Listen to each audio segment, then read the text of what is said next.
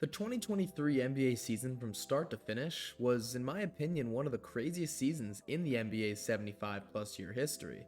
For the second time in NBA history, we saw an 8 seed make an improbable run to the NBA Finals, we saw Joel Embiid finally moan his way to an MVP, and we saw Nikola Jokic have one of the greatest overall seasons of all time.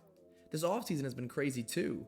Jaylen Brown signed the first $300 million contract, Bradley Beal got traded to the Suns, Dame traded to the Bucks, Victor Wembanyama's finally an NBA player, Jimmy Butler's now emo, and James Harden is somehow still a 76er. And now at long last, we're finally in the midst of some preseason basketball. I don't want to overanalyze preseason basketball because teams are not really entering their grooves yet. Instead, let me talk to you guys about my top 25 players going into the 2023-2024 NBA season. I'm going to put relevant stats from each player on the screen, but I think that there's more to ranking than just the numbers. These lists are quite subjective, so the eye test and the availability to play games matters a lot to me. I've been working on this script on and off for a few months now, and I even had Jokic at 2 for a little bit.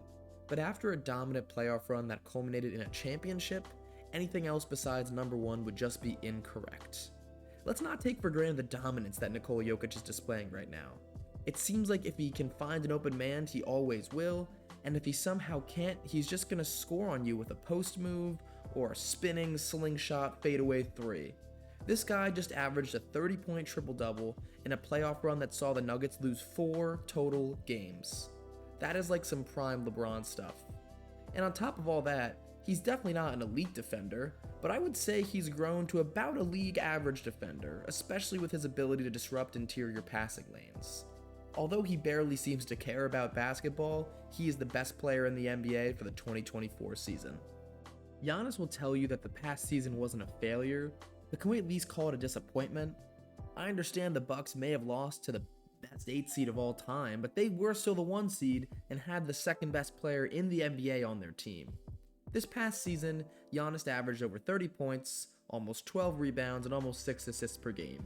He did this with his usual run and dunk methods that are almost impossible to stop. He's worked on incorporating the mid-range and 3-point shot into his arsenal, and it hinders his overall efficiency, but he is just good enough at it where you have to respect it, and that opens up the rest of his game.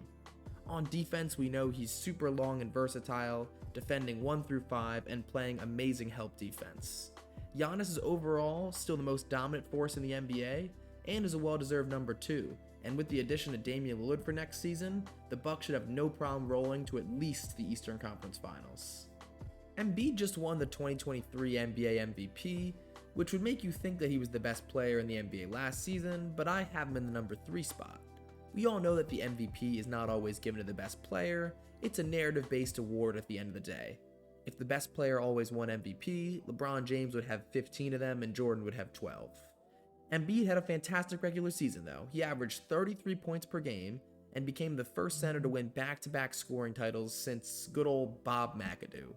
But we once again saw him shrink in the playoffs as he just continues to boost those narratives that he's not a playoff player. He can be so dominant, but can also just disappear and wail around looking for foul calls.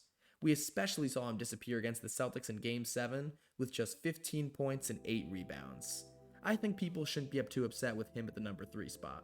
I feel pretty confident in my 1 to 3 of this ranking, but 4 to 8 is just so unbelievably close it's like splitting hairs. Personally, I decided to put Luka Doncic at the 4 spot, but your ranking may be different and that's okay. I just still think there might be another level for Luka next season. And for the Mavericks, the Kyrie Irving experiment failed last season, but Luka definitely is not to blame for that lack of success. And I think the Mavericks will improve in 2024 for good measure. Luka Doncic is not just some regular season player either, he's proven in his postseason stints that he's able to dominate on the biggest stage. He's averaged 32 points, 9 rebounds, and 8 assists per game for his playoff career. He just plays the game at his own pace, and he shows every night how he's a master at his craft. This is a ranking for next season and he's still getting better, so I think he deserves the number 4 spot. The Golden State Warriors were eliminated in 6 games by the Los Angeles Lakers in the second round of the 2023 playoffs. It was a disappointing exit for a team with 4 championships over the past decade, but according to Steve Kerr, Draymond Green, and others, this was not a championship level team. At 35 years old, Stephen Curry continues to dominate, and I don't see a sudden drop off in his game happening next season. Honestly, it seems that Curry continues to get stronger and better as he ages. It's not just his legacy, he is still the best three-point shooter in the NBA, and the gravity he attracts just makes him all the more valuable on offense. We all know that he's one of the best ball handlers in the game as well, and personally, I think he's never gotten enough credit for his simple yet effective facilitating. Easily deserving of the 5 spot, if not higher, and the Warriors should be able to make another playoff push this season with him at the helm. The Phoenix Suns became instant contenders when they made the trade of the century in acquiring Kevin Durant. They were favorites to come out of the West beginning the playoffs, but their offense surprisingly did not look that potent. Kevin Durant had a handful of lackluster performances in the playoffs, but he still has not dropped off yet, that is clear. This past season, he averaged 30 points, 7 rebounds, and 5 assists, with 1.5 blocks per game as well. After making this blockbuster trade, the Suns have still been active, swapping CP3 and Ayton for Bradley Beal and Yusuf Nurkic this offseason. Assuming Kevin Durant stays healthy, he will still be a top scorer in the NBA, and the Suns will go as far as he and Devin Booker can take them. Can you believe this guy is still only 19 years old? No, but really, at 25 years old now, Tatum is a veteran when you think about it. He's already been a part of 6 playoff appearances, 4 conference finals appearances, and 1 finals appearance. On top of that, he's one of the most gifted scorers in the NBA from all 3 levels. Last season, he averaged 30 points on 60% true shooting, but in the playoffs, he shot tornadoes in many crucial games. He did have that 51-point explosion in Game 7 against Philly, but in Game 6 in Philly and Game 7 in Miami, he struggled in a way a wannabe MVP should not struggle in the playoffs. I'm still not sold on how this Tatum and Brown fit works, but the Celtics look stacked for next season, and Jason Tatum's going to be leading the charge. And on the other end of the age spectrum, we have LeBron James. This man is damn near 40 years old and still one of the best players in the world, number 8 on my list. I believe in the last season or so, LeBron has finally shown the first signs of regression. He's maybe a half step slower, and he's been focusing more on his outside game, even though his percentages have actually decreased a little bit over the last few years. He doesn't dominate for 48 minutes of a game anymore, but he can still do it in bursts. That being said, he still averaged 29 points, 8 rebounds, and 7 assists per game last season. I think he is one last season being considered as a top 10 player, and that gives the Lakers one last shot for another championship. Spots 4 through 8 in my list were super close, but I think Dame is just a tier below those guys. We all know Damian Lillard recently formed the best duo in the league currently, with the number 2 ranked player in my list. Freak Time, as they're called, is going to be a very, very hard to stop duo, as their skill sets almost perfectly complement each other. Giannis is obviously the interior wrecking ball, amazing defender, all that, and Dame Dalla is clutch. He can shoot off the dribble, off the catch, he's great at operating the pick and roll, and he can always make an extremely difficult shot. I'm very, very excited to see him in the playoffs again, because it's always a luxury to watch him in the playoffs. Damian Lillard gets the slight edge over my number 10 player. Shai Gilgeous-Alexander was one of the highest risers in terms of overall rankings over the past season. I think he was considered to not be a top 25 player going into the 2023 season, and now I have him at number 10. And it makes sense. He averaged 31.4 points per game, leading a super young Thunder team who no one expected to be good, to a play-in berth and even a play-in tournament win. He works extremely well inside the three-point line and is a willing and physical defender.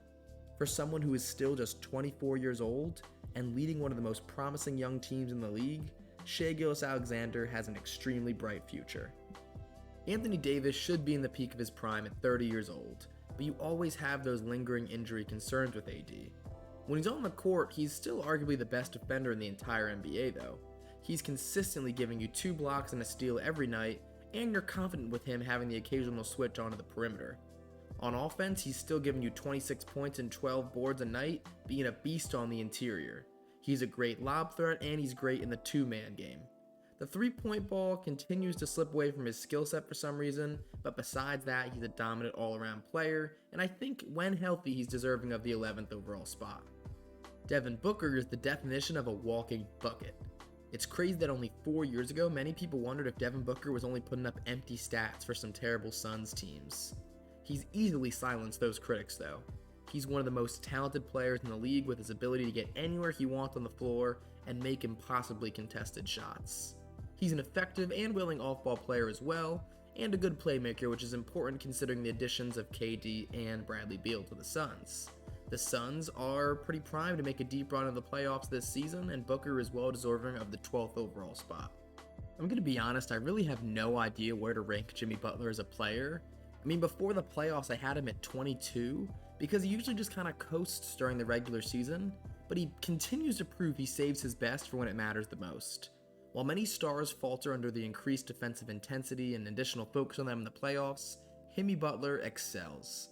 And he does this while still being a top 10 defender. This year's Eastern Conference Finals MVP has proved he has another level in the playoffs in terms of his shot-making ability. In the Bucks series, he averaged 37.5 points per game on almost 60% shooting. That is incredible.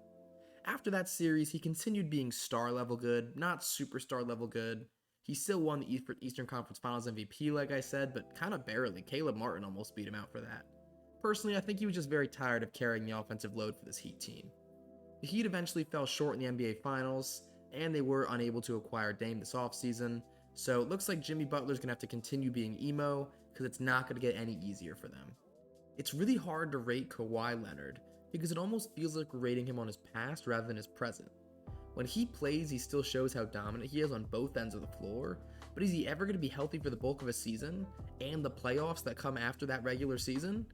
In the games he played last season, he was really good, averaging 24 points, 6.5 rebounds, and 4 assists per game, 50% from the field, 40% from 3, and great defense. In the first 3 games of the playoffs against the Suns in round 1, he averaged like 31, 10, and 6, but then, like usual, he ended his playoffs early with an injury. I want to see another full playoff run from Kawhi, but at this point, I don't know that's going to happen. And even putting him at number 14 might be a little bit generous with how little availability he has. And at 15, we have a non-controversial ranking for a non-controversial player. Never mind, of course it is, it's Kyrie Irving. Kyrie Irving is almost addicted to being in the media for all the wrong, dumb reasons. But on the court, he's still special to watch. When dribbling, he's somehow jolty and fluid at the same time.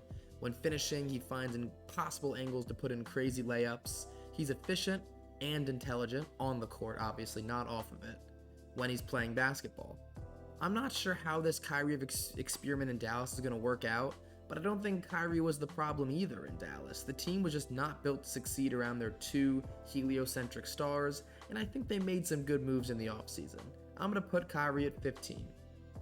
One of the biggest surprises of the 2022 NBA offseason was Donovan Mitchell getting moved from Utah to Cleveland instead of the heavy favorite New York Knicks.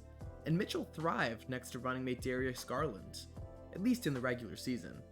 On close to 50-40 splits, Spida killed opposing defenses as he's almost impossible to stop when he's hot.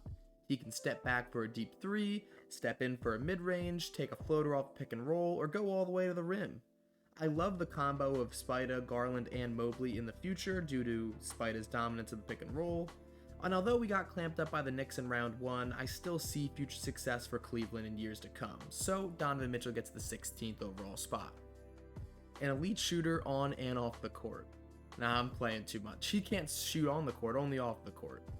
Ja Morant has been in the center of plenty of controversy over the last 12 months, and I'm not going to cover all those controversies or thoughts in this video because I bet you've heard most of them already.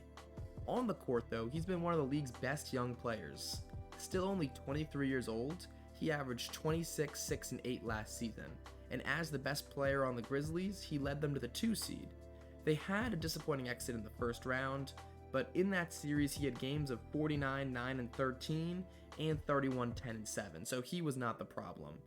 Due to his controversies I mentioned earlier, he will miss the first 25 games of the 2024 season, but hopefully he gets his act together off the court so we continue to see him play ball.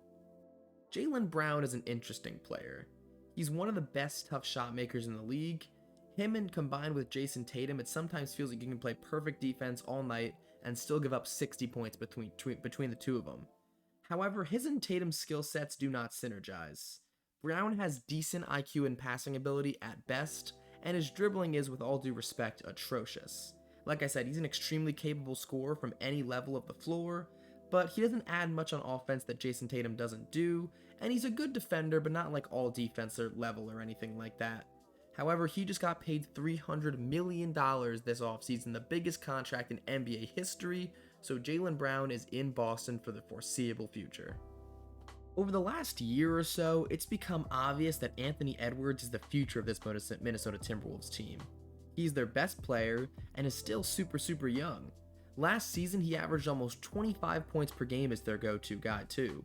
As I've mentioned, this is a ranking for next season, so I only see Anthony Edwards getting better from every single spot on the floor this season. Hopefully the Timberwolves can rebound from their poor season in 2023, because I want to see Anthony Edwards in the playoffs once again. James Harden is like sushi. When he's good, he's really good. But when he's bad, it makes you puke and it ruins your weekend. He probably eats a little bit too much sushi too. In all seriousness, James Harden on the brink of 34 years old can still have MVP level performances. In round 2 against the Celtics last season, we saw him have a vintage 45-point performance on 30 shots, and then a 42-point, 8 rebound, 9 assist game as well. However, you just can't really count on his aggressiveness anymore. We see throughout the regular season that he only looks to facilitate for large portions of games, and in meaningful playoff games, he still can vanish at points. I don't really know what's going on with James Harden and the Philadelphia 76ers, but it'd be unfair to not include him on this list because he still truly is a top 25 player in the NBA. Light the beam! We got back-to-back Sacramento Kings here in the top 25. Their first round playoff exit was unfortunate, but this was valuable experience for this Kings team. To be honest, I don't really care which of Sabonis or Fox you rank as better, they're both wildly different players. However, the mixture of their skill sets led to a very efficient offense over the previous season. Personally, I'll go with Fox at 21, slightly over Sabonis. Sabonis has an extremely unique skill set that elevates offenses to new heights, but that wouldn't really be possible without a guy like Fox as the engine. Fox took the leap we've been waiting for this past season. He got up to 25 points per game with a mixture of crafty finishing and electric athleticism. His three-pointer remains average at best, but on any given night he's hitting that, he's damn near unstoppable, as we saw in the Golden State series. Sabonis has that Jokic-light skill set, 19 points, 12 rebounds, 7 assists, and he did that on like 60% shooting. That's crazy effective. He's a large reason why Fox took that jump, because of his great playmaking from the perimeter and the post, and his great skill in setting good screens. He can also sometimes disappear from a scoring perspective, and is an average defender at best, but overall is a player that any team would want and need. And directly after that Kings duo, I'm gonna put an ex-King as well. My preseason pick last year for most improved player was quite improved over the past season, or at least got a lot more opportunities as the full-time head of the Indiana Pacers.